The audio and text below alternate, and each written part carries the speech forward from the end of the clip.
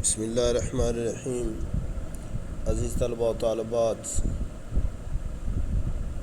ابھی ہم پڑھیں گے دو تفہیم عبارات۔ تو میں وہ سلیبس پڑھا رہا ہوں جو حکومت کی طرف سے شارٹ کیا گیا ہے، اور مزید اس پہ اسکول کھلنے کے بعد پتہ چلے گا نوٹیفیکیشن جاری ہوا ہے یا نہیں، واللہ عالم، لیکن 99% چانس ہیں کہ نوٹیفیکیشن آ گیا ہوگا اور وہی سلیبس شارٹ پڑھایا جائے گا۔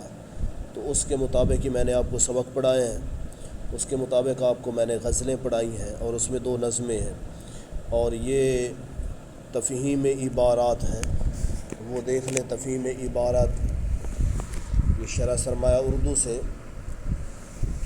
صفحہ نمبر بنتا ہے آپ کا 491۔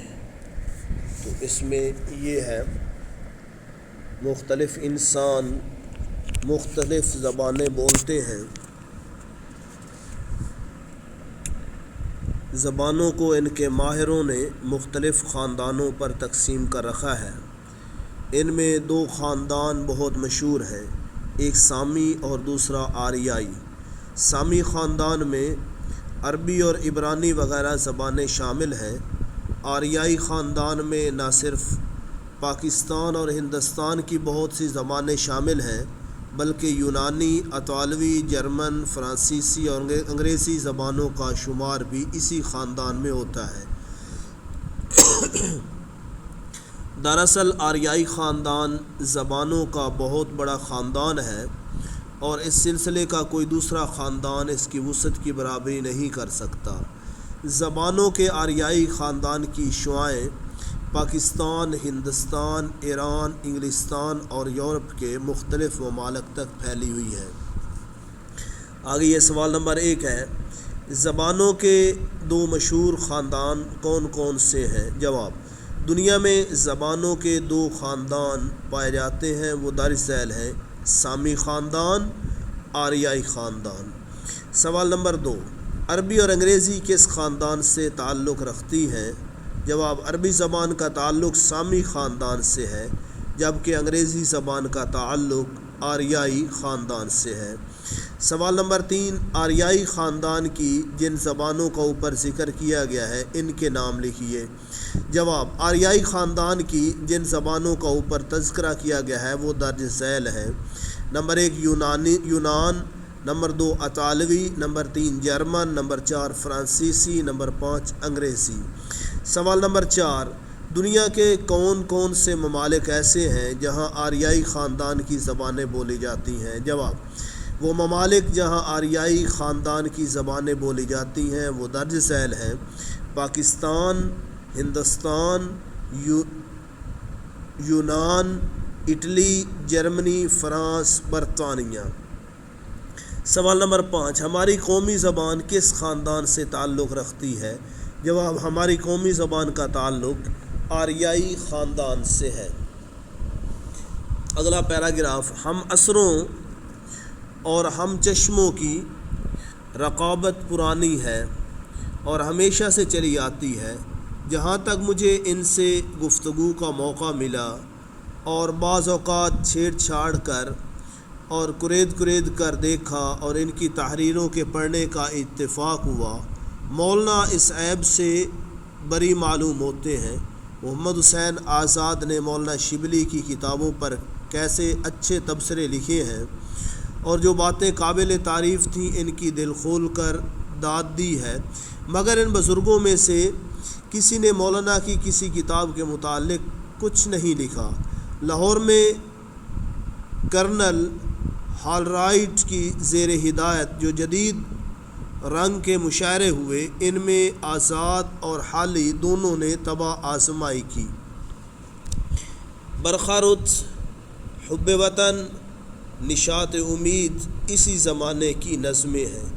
آزاد اپنے رنگ میں بے مثل نثار ہیں، مگر شعر کے کوچے میں ان کا قدم نہیں اٹھتا۔ لیکن مولانا کی انصاف پسندی ملاحظہ کیجیے کہ کیسے صاف لفظوں میں اس نئی تحریک کا سہرا آزاد کے سر باندھا ہے۔ حل سوالات۔ اس عبارت کا عنوان تحریر کیجیے۔ اس عبارت کا عنوان ہے مولانا الطاف حسین حالی کی انصاف پسندی۔ سوال نمبر 2، اس عبارت میں مولانا سے کون مراد ہے؟ جواب، اس عبارت میں مولانا سے مراد معروف شاعر مولانا الطاف حسین حالی ہیں۔ سوال نمبر 3، مولانا کس عیب سے بری تھے؟ جواب، مولانا الطاف حسین حالی کو اپنے ہم عصروں سے رقابت نہ تھی، رقابت کے عیب سے بری تھے، یعنی دشمنی کسی کے ساتھ اپنے ہم عصروں کے ساتھ نہیں تھی۔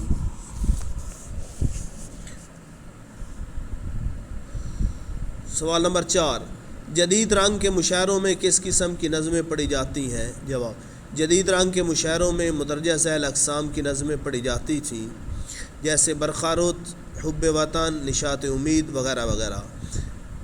نثار کے معنی لکھیں۔ نثار عربی زبان کا لفظ ہے جس کا مطلب نثر نگار یعنی نثر لکھنے والا۔ یہ اوپر بھی لفظ آیا ہے، بے مثل نثار ہیں۔ ایک نثار ہوتا ہے قربان ہونا، تو ایک ہوتا ہے نثار نثر لکھنے والا۔ بے مثل نثار یہ ایسی تحریر لکھنے والے جس کی کوئی مثال نہ ملے۔ نثار عربی زبان کا لفظ ہے جس کا مطلب ہے نثر نگار یعنی نثر لکھنے والا۔ سوال نمبر 6، مگر شعر کے کوچے میں ان کا قدم نہ جمتا تھا کے معنی بتائیے۔ اس سے مراد معروف مضمون نگار محمد حسین آزاد نثر نگاری کے ساتھ ساتھ شاعری کا ذوق بھی رکھتے تھے، مگر شاعری کے میدان میں ان کا سکہ نہ چمک سکا۔ اسی وجہ سے کہا گیا کہ مولانا محمد حسین آزاد شعر گوئی میں خاص مہارت نہ رکھتے تھے۔ سوال نمبر 7، داد دینا کے معنی لکھیں۔ جواب، اس سے مراد کسی اچھے شعر پر خوب دل کھول پر شاباش کہنا داد دینا کہلاتا ہے۔ جیسے آپ نے مشاعرہ سنا ہوگا تو مشاعرے کے اندر کوئی اچھا شعر پڑھے تو کہتے ہیں واہ واہ واہ واہ، کیا خوب، بہترین، زبردست، کیا بات ہے، کہتے ہیں مکرر یعنی دوبارہ پڑھیں تو وہ خوش ہو جاتا ہے۔ یہ ہوتا ہے داد دینا، شاباش دینا۔ سوال نمبر 8، تبصرہ کسے کہتے ہیں؟ جواب، تبصرہ سے مراد کسی کتاب یا رسالے کے متعلق اس کی خوبیوں اور خامیوں پر اپنی رائے بیان کرنا تبصرہ کہلاتا ہے۔ کسی کتاب یا رسالے کے متعلق اس کی خوبیوں اور خامیوں پر اپنی رائے بیان کرنا تبصرہ کہلاتا ہے۔ السلام علیکم ورحمۃ اللہ۔